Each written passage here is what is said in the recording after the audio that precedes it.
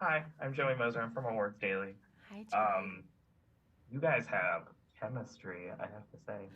Thank Um, you. Thank you.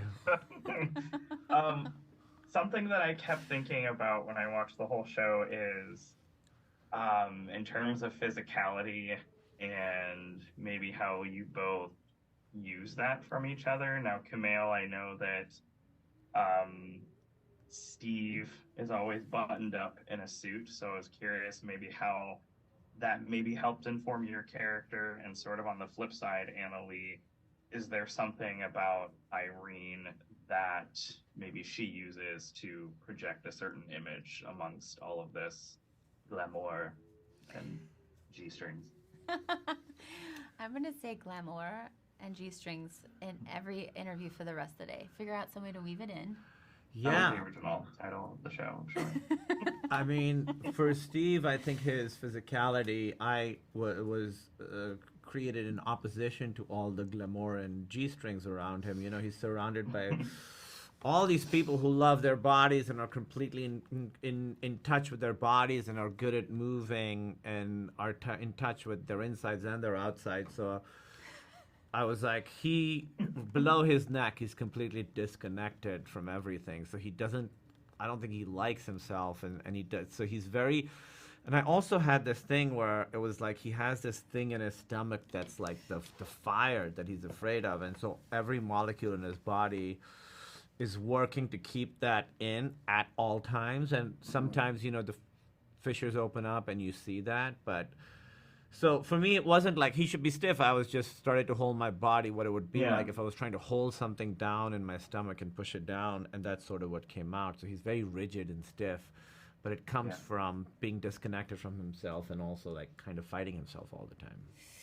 I yeah. always, I was always brought back to this sort of funny thing in high school. I was a choir kid, so we were next to the band room, and For there a was second, I thought you said I was a quieter kid, and I was like, that is not true. I do not buy that. No, that wasn't part of my journey. But Irene was a quieter kid. Yeah, she And was. it also, Yeah. like, these are two people, their love language is numbers. That's what we always say. And Hmm. also, there's like an invisible string that connect them that we can all feel in the room, that they can feel, but it's sort of like this magnetic, like, unexplainable combustion. And I always used to, we used to laugh because you would think that, like, other groups of kids in high school would be very sexual. No, the band kids. There was a couch in the band room that like we all knew to not sit on. Yeah. And I always used to say, That couch is not for sitting. not for sitting. We always used to say like Irene and Steve are in this world. There's so much sex around them, but like they are awkward people. They're not maybe the best communicators. Irene much better than Steve, but they're very good at communicating Yeah, that way. So I always used to yeah, say like they're like the band kids. They're real good at that. Yeah, we yeah. talked about that a Okay. lot. We were like, we want them to be nerds, but we want them to be like good with each other in every way that a husband and wife can be good with each Yeah, other. just because you're Yeah. nerdy doesn't All mean you right. know how to feel yourself and another person. That's very true. Okay. Well, thank that's my time, guys. Thank you That's so your much. That's time? your time. Glamour I and G know. string? All right, thank you. Glamour. Remember that glamour. So thank you. Glamour, G string. Glamour. Glamour and Highlight of the G-strings. day. Band, Yes. band couch. Yes.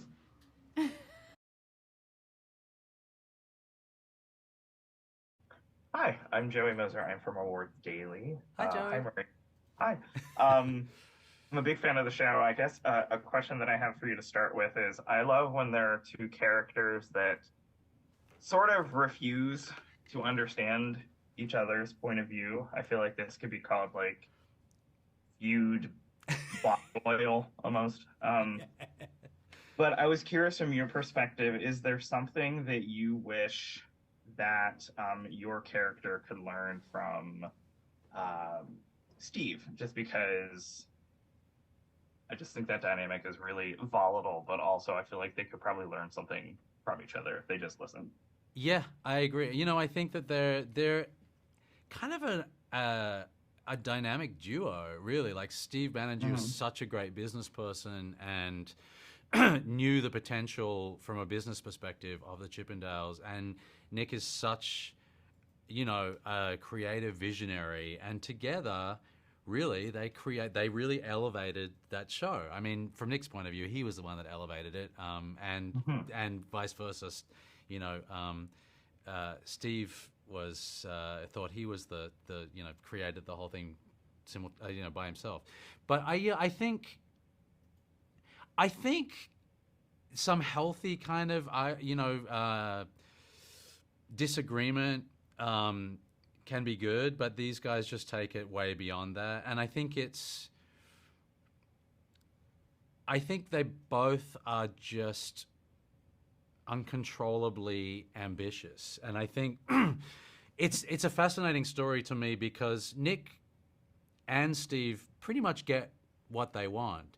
Steve becomes mega rich out of the Chippendales. Nick gets a measure of fame, and he takes his show to New York, and it's like a hit. And they kind of reach in many ways what they're striving for, but it's never enough. They never know when to stop, or it's just never satisfying.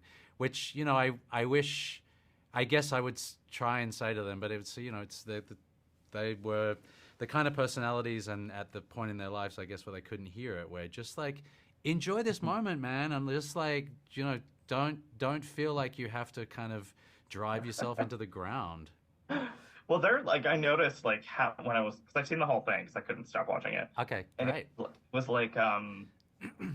they're separated for a lot of the back half of the show. I was like, you guys aren't even together, and you're driving each other crazy. Yeah, but still fighting, from opposite sides of the country. There are so many shots of each other screaming alone. And I was like, it's all good. You guys are making money. It's just chill out. Hot dudes everywhere. It's fine. Right. That might be all the time that I have for you. So I guess I will end it there. I will say that I had a Chippendales calendar. I sneaked one from a Oh my God! Oh, you don't still have it, do you? I think it's in a box that after my mother passed, there's boxes and boxes of stuff from my old room. I know I kept it. So as soon as I started seeing all those calendar sequences, I was like, I have to see if I have it somewhere. That'd probably be worth quite a bit of money now. I would never throw that away. That was too much part of my coming of age. So, right.